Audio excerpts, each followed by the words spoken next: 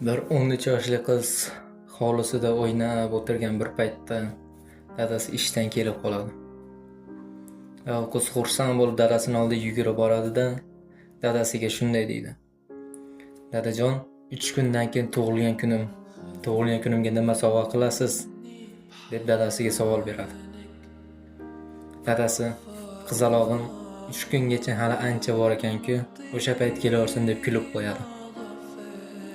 Oradan 2 kun o'tgach, qiz yuragi kasal bo'ladi, bansaga tushib qoladi.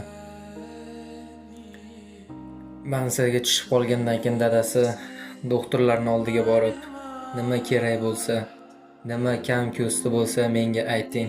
Men o'zim hammasini yetkazib kelaman deya doktorlarga aytadi. Doktorlar dori-darmonlar, shu narsalarni olib kelasiz deb bir voroq narsa yozib beradi. Ertasi kuni qiz operatsiya bo'ladi. Operatsiyadan chiqqach, qiz ko'zini ochib, xursand bo'ladi-da, doktorlarga men qayta hayotga keldim deganda, doktorlar qo'liga bir parcha qog'ozni tutqizadi. Qog'ozda shunday yozilgan: "Qizim, qizalog'im, bilasanmi sen tug'ilgan kunimda nima sovg'a qilasiz dadajon deb mendan so'raganding. Men senga o'zimni yuragimni sovg'a qildim. Bu o'ylashimcha tug'ilgan kun sovg'asining eng zo'r sovg'asi" deb qizga yozib qoldirgan. "O'zingni ehtiyot qil qizim.